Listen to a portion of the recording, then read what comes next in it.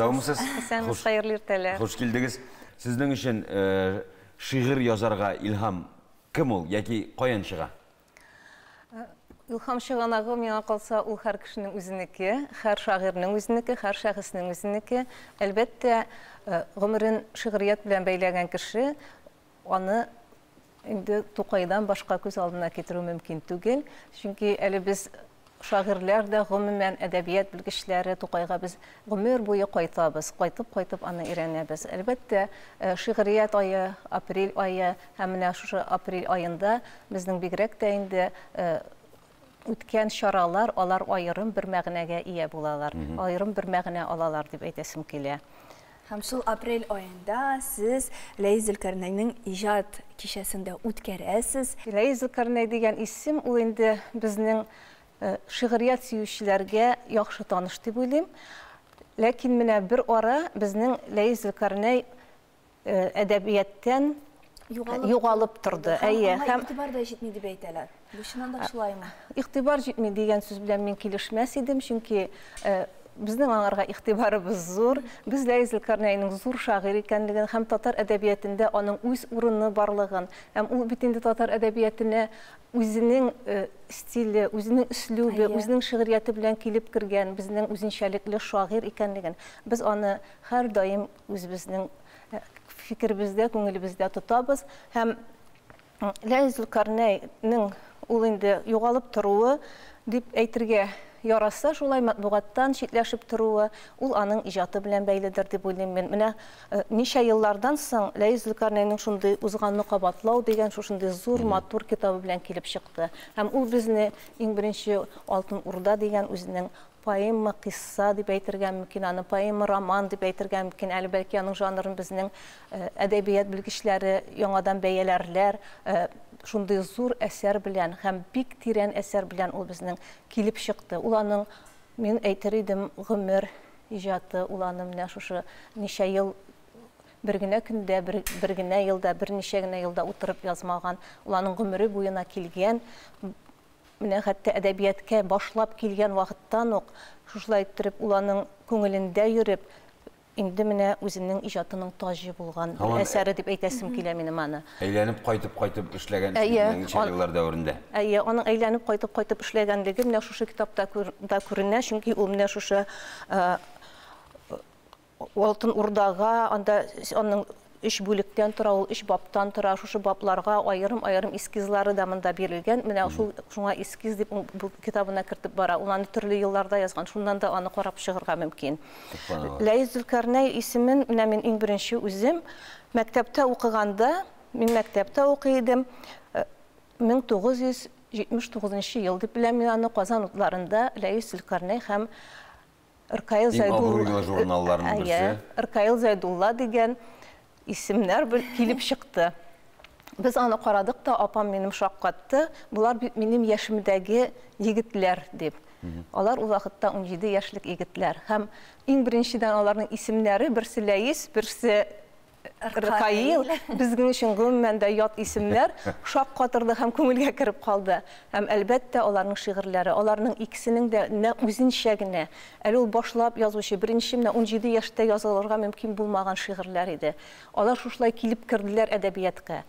Аларның Хәсән Туфаннар аларга үзләренең фатихасын бирде. Аларның фатихасын алып калган. Һәм инде әдәбиятка беренче адымнарын атлауга үзләренең үзенчәлекле шагыйрь икәнлекләрен дөньяга таныткан безнең каләм әһелләре. Шара кайда һәм кайчан узачак? Шара безнең 11 бүген була инде ул безнең 11 апрельдә Карим Тинчурин исемендәге Татар дәүләт драма һәм комедия театры бинасында узачак. Рәхим итегез. Без барысын да көтеп калабыз. Һәм инде менә монда килгән тамашачы Лейла Zülkarney дигән зур шагыйрьне ачар, әгәр аның иҗаты белән таныш булмаса, әгәр инде аның иҗаты белән элек таныш булганнар, аны яңадан ачарлар дип уйлыйм мин. Менә сезнең сүзләрне куәтләп шуны гына әйтәсе килә. Миңа да чыннан да иптәш кызым Лейса абыйның җыентыгын биргәндә, мен укып карале, шуның кадәр үзенчәлекле аның шигырьләре дип тапшырган иде о китабын. Менә бу үзенчәлекне ничек аңлатыр идегез тамашачыларга? Нәрсәдә менә шул үзенчәлек? Аның үзенчәлеге иң беренчедән мин әйтер идем, аның телендә, аның фикерләвендә, менә аның һәр шигыре ул сүрәт фикер дип мин үземчә шушында яңа бәя бирер идем. Аңарга бәлки әдәбият белгечләре башка төрле бәя бирерләр, ләкин минем күзлегемнән ул сүрәт фикер һәм ул үзенең фикерләрен шул кадәр сүрәткә төреп, тирән итеп, һәр сүрәтендә төрле мәгънә таба алырлык иттереп бирә ала. Аның иң беренче шигырьләрендә менә Балачак күге аның беренче китабы, аннан соң Кар өстендә алмалар, ул китаплардагы телнең сыгылмалылыгы, ул китаплардагы образларның менә бер образ артында яңадан яңа образлар таба алу мөмкинлеге һәм аның зәвыклылыгы, телнең зәвыклылыгы. Мин аның теленә гомумән сокланам, чөнки менә аның бәлки ул туган ягыннан килә торгандыр. Ул безнең Башкортстанның Бакалы районында Саскүл авылында туып үскән егет.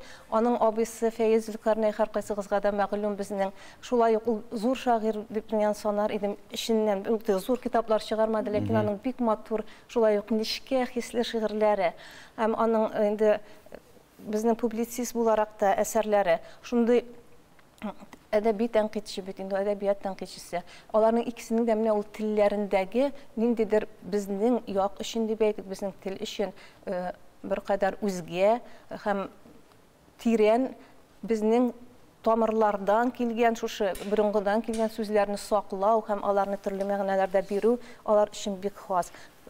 Һәм гомумән Ләйеснең иҗатында ул менә шушы тамырларны эзләү, аның тамырлар дигән тамырлар, тамырсызлар дигән бу тема аның иҗатында гомумән бик зур урын алып тора. Һәм менә бу тарихи әсәрне, аның әсәрләре әлбәттә безнең әзерлекле укучы өчен, чөнки аның һәр образы артында яңа образ гына түгел, безнең тарихи ниндидер легендалар, безнең тарихи шәхесләр яталар һәм алар төрле яңа үзенчәлекләр белән ачылалар. Шуңа күрә бу безнең, мин инде әйтер идем, ул безнең элитар шагыйрь. Әңгәмәне төгәлләп шуны сорыйсы килә, шагыйрь кешедән әлбәттә инде моны белүе кызык. Шигърият ул югары математика белән тиңләр идем шәхсән үзем, анда ул тирән фикер, образ, мәгънә, зәвык, рифма, иҗек саны, ямма, корейма, тагын әллә нәрсәләр, без белмәгән, бу без белгәне генә.